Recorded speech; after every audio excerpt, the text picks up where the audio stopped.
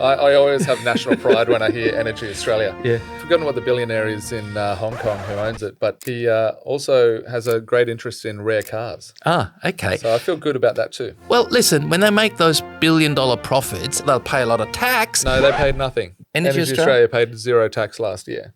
Oh. So we all got screwed with the privatisation. What's the solution? Do you want to know a crazy idea? Don't you come up with some bloody communist bullshit. Here at UNH Answers, we're all about energy. But one of the questions we get all the time coming to us is, why is my energy bill so high? So we asked Huon Hoogesteger from Smart Commercial Solar to come here today and spread his theory why my bill from 2010 has gone up by about 8% every year. Thanks, Markus, for the very nice introduction. Thanks for having us here, and thanks for all the work that your channel does in informing everyday Australians about renewable energy. Now, I can't see through here, but I do want to give clarity about what we're trying to do for our customers and what's actually really happening to the average Australian electricity bill, because it is very painful. And, I mean, we're a beneficiary of that pain, of course. Why? Because you're installing solar. Yeah, because people call me up and say, what the is going on with my electricity bill? Please come and do something about it. So you've got an energy bill from when? 2010 here, 17th of February 2010. Yeah. And I'm paying 12 cents per kilowatt hour for the shoulder, Right. which is now around the 30, 35 in New South Wales. So 3 times. So 3 times, yeah. Where does my energy retailer with that little fancy letterhead actually gets the electricity from? You mean AGL, Origin and Energy Australia? So you're saying those 40 different companies that I can buy my electricity from that the politicians tell me shop around, they're actually getting their electricity all from the same source, so there's actually no difference, is it? No, that's what the market is. That's the market, as they call it.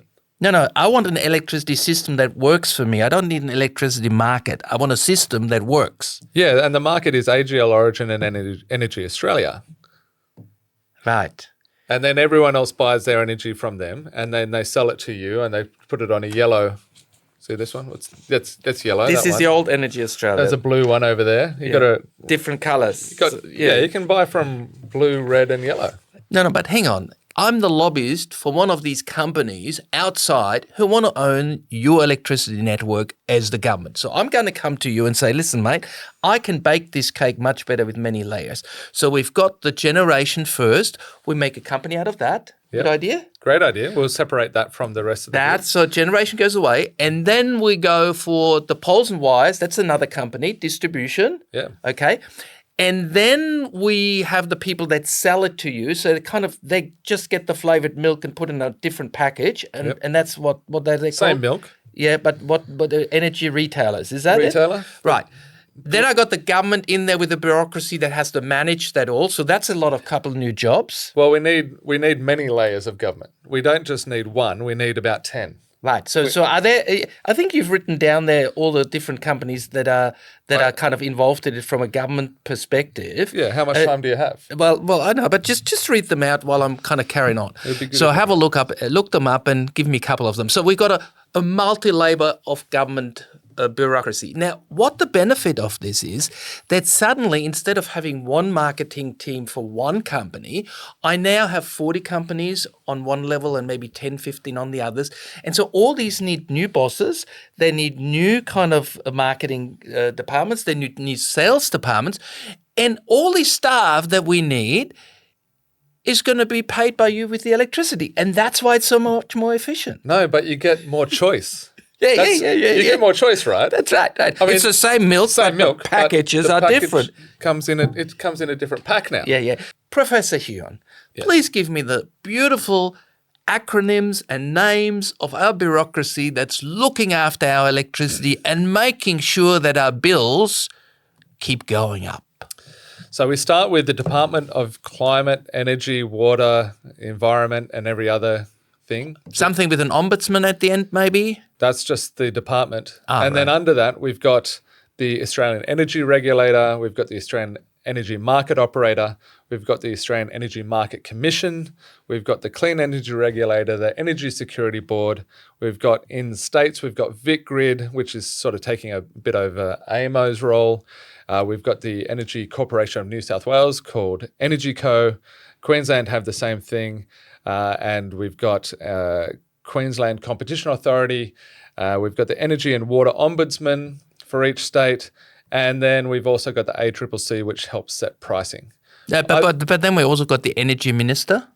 Yes. So we're 13. That's a lucky number. We've also got an Energy Minister in each state. Oh, yeah, okay. So we're getting close to 20.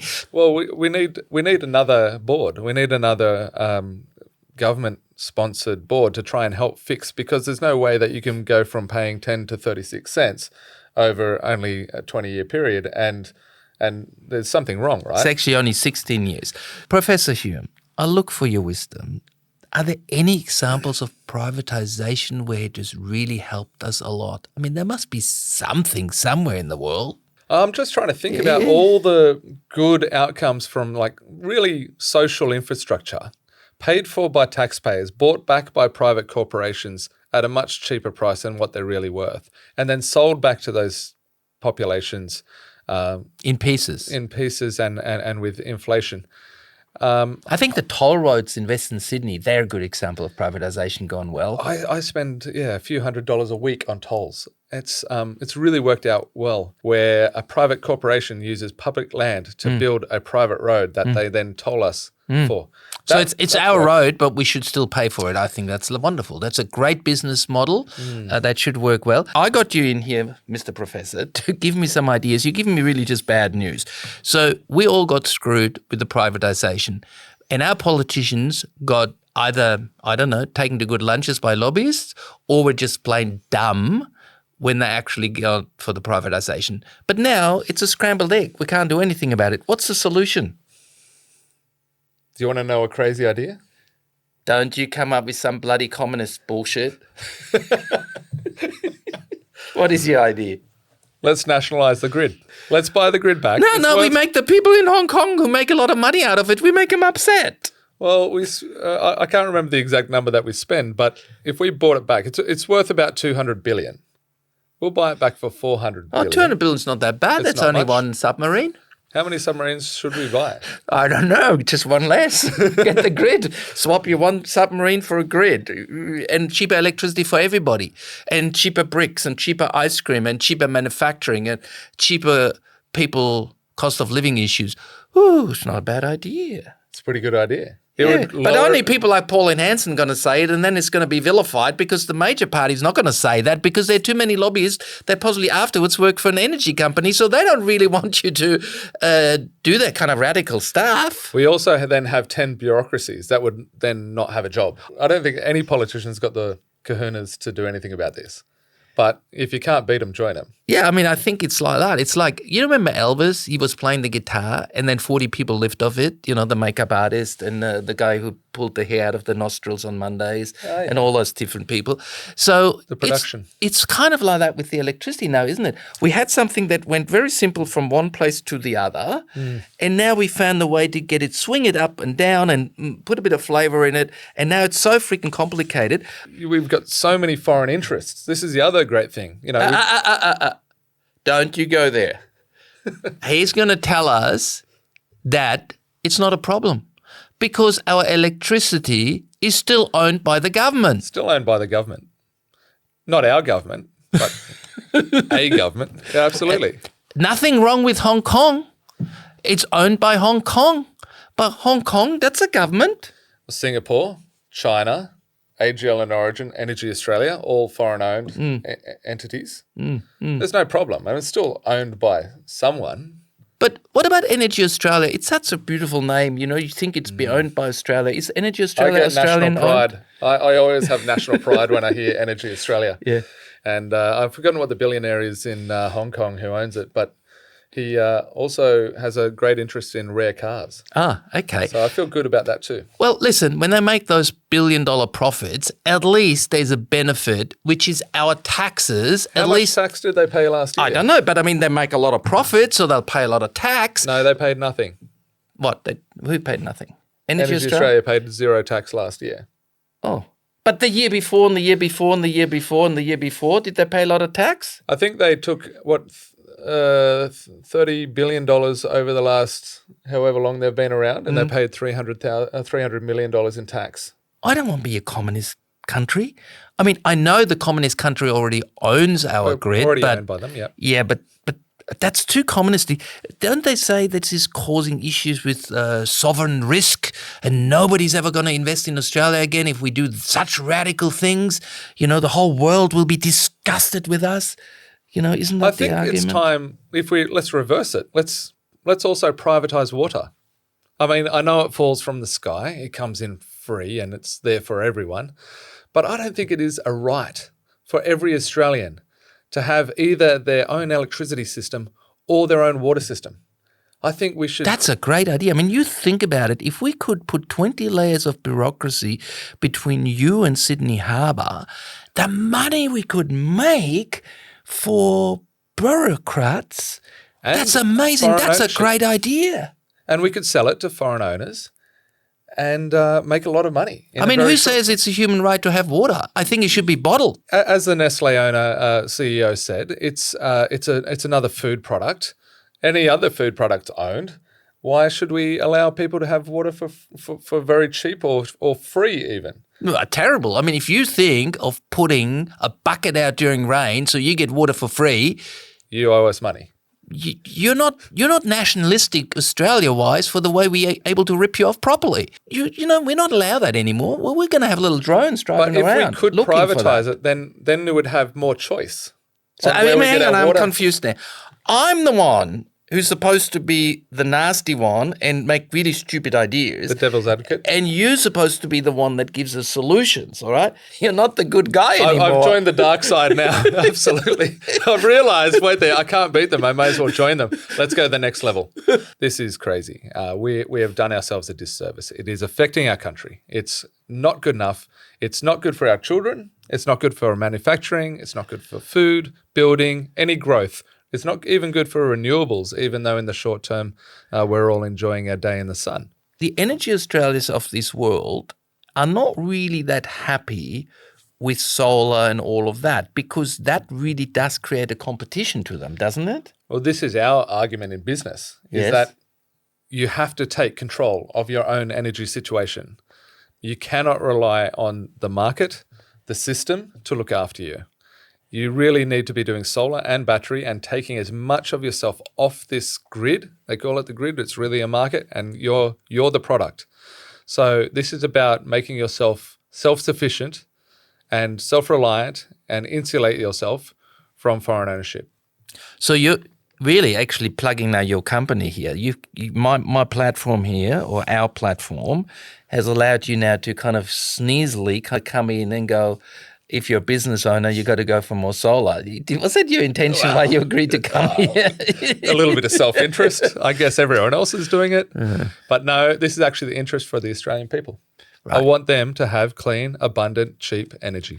Now, let's talk for something that I've just learned. So I've had a solar system. I've been in solar for 20 years, and I always thought I was riding that horse of solar really well, etc. But I just got a battery. Only now do I realize how much I've actually exported during the day and how little I really was using. And it's only by putting it into the battery and then letting it out at night when my wife, through the aircon, cranks it up like hell.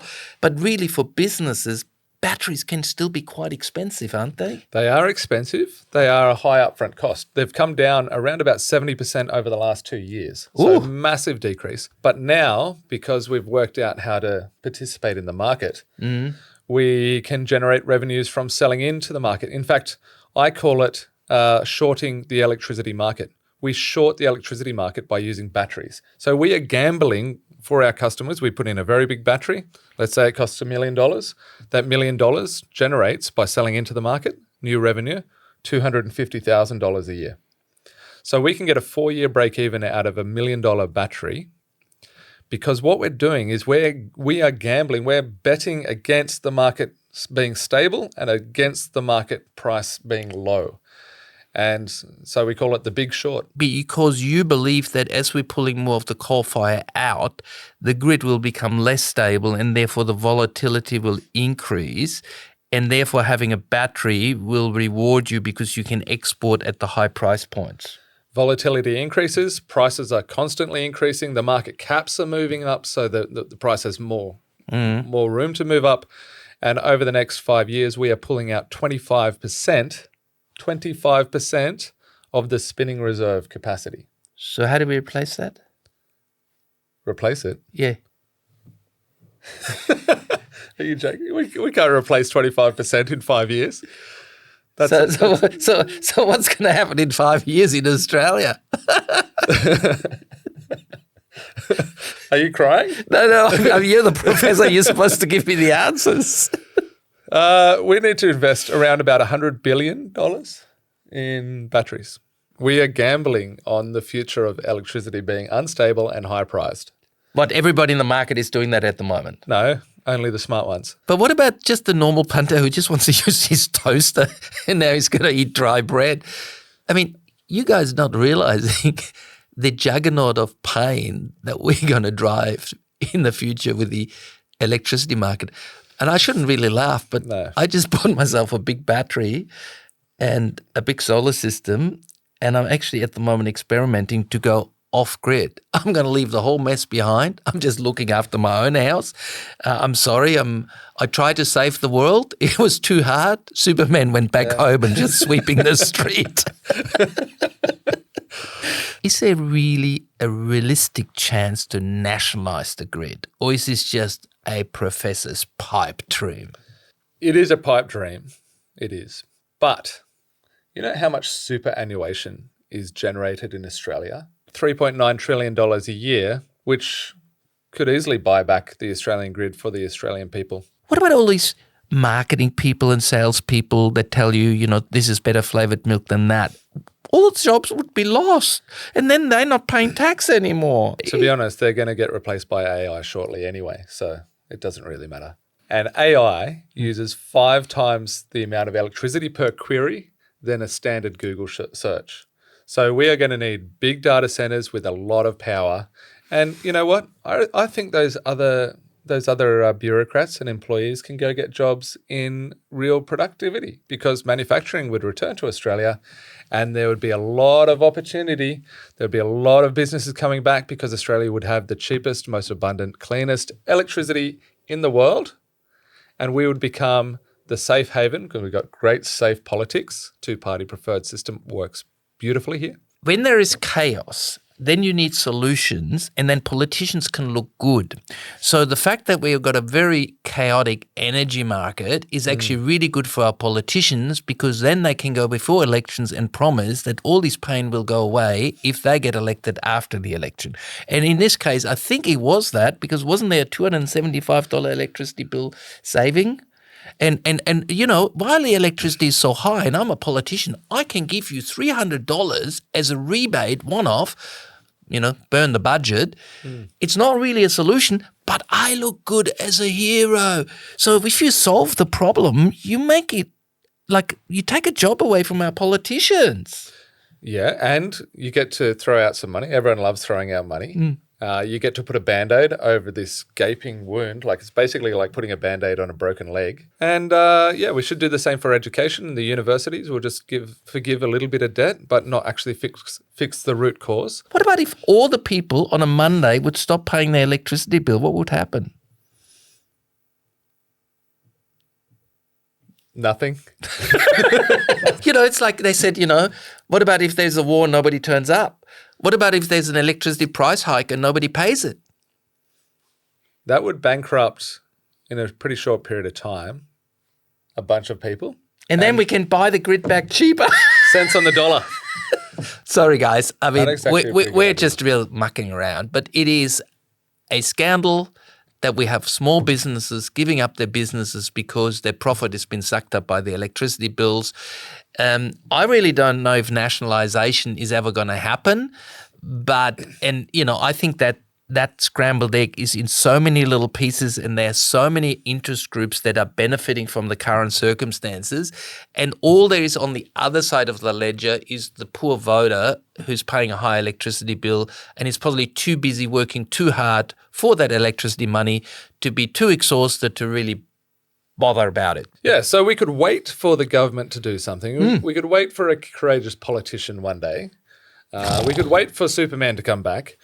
Or we could take a lesson out of Elon Musk's book. We go create our own electric car. We create a charging network, and we create our own market. We could do the same for ourselves, for our businesses, for our friends. We can put in solar and battery. We can create our own little markets. We can stop developers building and connecting to the grid. Just build an off-grid microgrid. We can start running businesses without government and without these energy corporations. Let's do that instead. Well, as I said, I'm looking at going off-grid in the city, see if it's possible. It is. But I do spend quite a bit of money then on the batteries, on the solar, and luckily I got a big roof. It is possible to reduce your own dependency on those people that really not paying any profit, sitting overseas and profiteering from ever higher electricity bills. Look, as Australia, we have been privatising, we have been selling. People from overseas have been very smart. They bought those assets. They now reap the rewards. They got good accountants. So how much tax do they normally pay? Oh, sorry, Australia. And how much is it in our interest? 0 also. Right, okay. So, and how much do our politicians get reward for all of this? Do we ever punish them for being so stupid for us in the last 20, 30 years? Well, I think they're very clever at finding out where they get their rewards, and it's probably not on this shore. Yeah, I hear, there were some politicians that left and then somehow they got jobs in the industries that they were regulating later. Wonder if there was any connections. We are a land for sale. Please come and buy us. Australia, we're ready to do business. Buy my undies, that's all that's left. So look, if you want to find out where the whole energy market is going, where smart homes are going, what's coming up in solar and batteries, subscribe to the channel, ring the bell, and watch us again, because this energy problem, it's not going away. But it's great to be part of. It's great to look for the solution, and we're still looking. Till next time. Please support the channel by liking the video, hit that subscribe button and ring the bell, and check out all our other videos. Want more energy answered? Visit yourenergyanswers.com for quality energy products, tools and calculators, and find your quality local installers. You're still here? I'll see you next time. Bye.